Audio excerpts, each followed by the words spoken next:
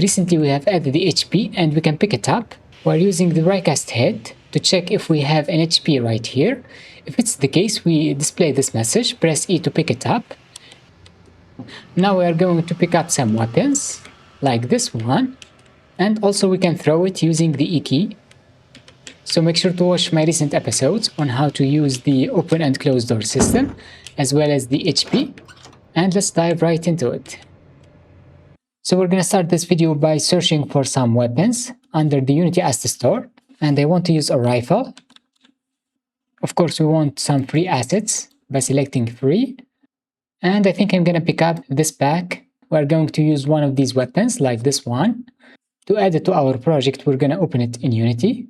Then I'm going to hit download and import. Make sure to import everything, and let's close this window. We have a new folder which is called low poly weapon. The only problem that this material is purple because we are using the new universal render pipeline. To fix that problem, you can select the material and go to window, rendering, and we have the option to convert the material. Select material upgrade, then hit initialize. We have one material to convert using the button, and there you go, the problem is fixed. We have the AK-74. I think I'm gonna use it. First, we are going to add it to our game so that we can pick it up. Just drag it, and let's put it on top of the table, right there. Now, when we are in front of it, we can hit the E key to pick it up. To do so, we have to add a box collider so that we can check for the Riecast head. I want to add two components. The first one is a box collider. The default one is gonna be okay. Also, I want to use a rigid body component. And under our first-person controller script, which is attached to the player capsule, it is called first-person controller. Under this code, we have already added the items check function, which uses the Riecast head to check if we have hit something that has an item layer. If it's the case, this boolean becomes true, and we can enable the dialog text to show the right message, of course depending on the item that we have hit with Riecast. Using the tag, we can check if it's the door. We apply the logic of opening and closing the door. But if it's the health pack tag, we use the logic of picking up the health pack by increasing the player HP. Now we are going to add another else if statement to check for our weapon using else if the hit info. This contains all of the information that we want about the object that we have hit. .transform.tag equals a weapon tag that we're going to assign to our weapon under the scene. In that case, we'll be able to pick it up. First, we are going to display a message like press E to pick up weapon. And if we hit the E key using if underscore input dot interact, this becomes true whenever we hit the E key. In such case, I'm going to call a pickup function that we're going to create and create it down here outside of the function using private void and use the same name, pickup weapon.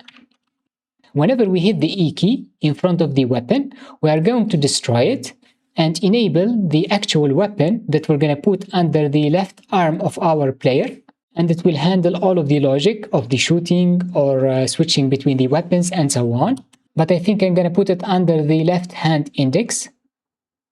Let's right click, create empty, in which we're going to put all of the weapons, and I'm going to call it weapons holder. Make sure to reset it and drag in the same weapon AK-74 under this empty game object. We're going to adjust its position later on when we apply the right animation. It's right here. For now, we are going to disable it. And let's assign the right tag and the item layer to the weapon so that we can pick it up. Under layer, select item, yes, change children. And under tag, we are going to add a new one using the plus icon and call it weapon. Then assign it to the AK-74. And we have to add a reference to it on top. I'm going to put it under the item system. Serialize field private, and this is going to be a game object, and call it underscore weapons holder. And we use underscore weapons holder dot set active to true, and we need to destroy the weapon object from the scene. This method will take in a game object and call it weapon, And we're going to use the built-in method destroy that takes in the game object weapon. But here we need to pass it in. It is located under hit info.transform.gameObject. Let's stick with that for now. I'm going to hit Ctrl S to save the script. And we have to assign the weapons holder from the first person controller. Just drag it like that. Yeah, we have press E to pick up. Also, we can open and close the door as usual. But if we are in front of the weapon, we use the E key, and there you go, it is destroyed, and the weapons holder is activated. We only have to switch the animations to another one. We have already added the hand animations under the armature, and it is located under the animator. Here we have all of the animations that we have added, like ready, idle, walking, and punch without a rifle. Luckily, all of these animations are under a layer which is called base layer. We can create a new one which contains the animations with a rifle. Then we can switch between them using the code. We can use the plus icon and give this layer name like weapons layer, and you will have to add few other animations. We are using mixamo.com. We're going to search for rifle, and here we need at least 3 animations. We need an idle rifle like this one. We're going to download this one whenever we add the shooting system. And we want a rifle run animation. And make sure to check the in-place option because we are moving the character using a character controller from the script. So I will drag them to my project and put it under the player folder to make things organized. By default, it's going to be idle. To extract the animation, we use Ctrl D. If you want to check it out, just drag in the 3D model. And here it is, idle. If you drag it to the animator, you see it is set to the default one. Then we're going to switch between idle and running or walking. It is called walk with rifle. Let's use Ctrl D and drag it. And make transition from idle to run or walk. And from walk to idle again. To control the transition, we're using a speed parameter. When it's greater than 0.1, we're going to start walking. And if it's less than 0.1, we need to switch back to idle and make sure to remove has exit sign. I'm going to put this layer on top. If you do that, it's going to be the main layer. And if we start running or walking, we have the walking rifle animation that is played. When we pick it up, the weapon is activated, but we only have to place it right there. Let's minimize the window and move to the scene view. Then we double click on the 8K74. I'm gonna move it a bit to the top. Also, we need to rotate it around the Z axis and the Y axis like that. And once you are happy with the position of this weapon, you could copy its position. I think if we put it under the right hand, it's gonna be much better. But let's stick with that for now. Go ahead and copy the component using copy component. And we can paste it by selecting the weapon using paste component values. So by default, we are going to activate the base layer because we haven't the weapon.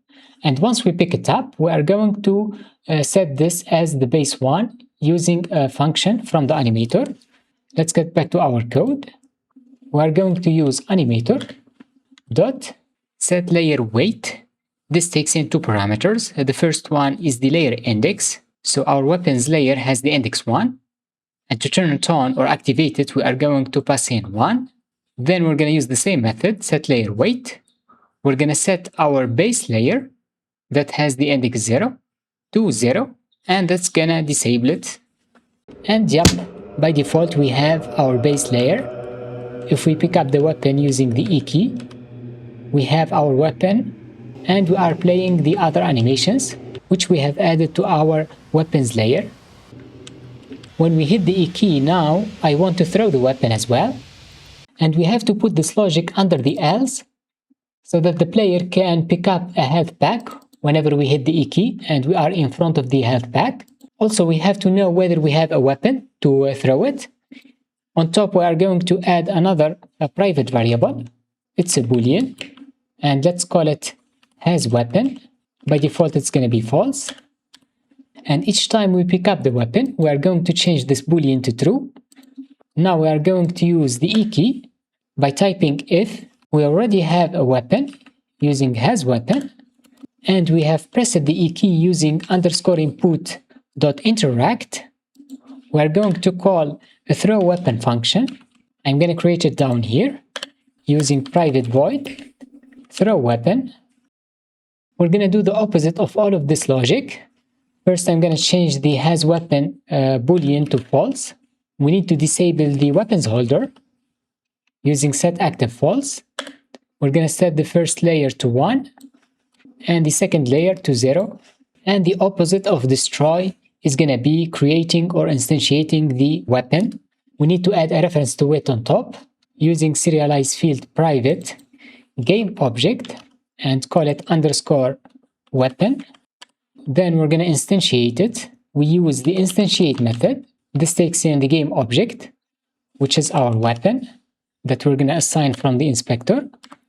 And we can give it a position. I want to put it in front of the player using the main camera position, .transform.position, and move it in front of us using plus main camera .transform.forward. For the rotation, we are going to use quaternion.identity. Now let's save our script. And don't forget to assign the weapon that we're going to instantiate. It's under this weapon object. Just drag it like that. Now let's pick it up. We can hit the E key. And if we hit the E key again, so we have got the error because we are using the same object under the weapons holder and the AK-74, which is this one. But these are separate. Make sure to unpack this prefab because we're going to use it as a normal object without a rigid body or the box collider. We don't need it. We need to create this as a prefab and assign it to the object. So I'm going to put it under the player and original prefab. Then we're going to get back to the first person controller and drag it. Now we can pick up the weapon and we can throw it using the E key. So I think that's all for this episode. If you have any question or comment, make sure to write it under the comment section down below. And I will see you in the next one.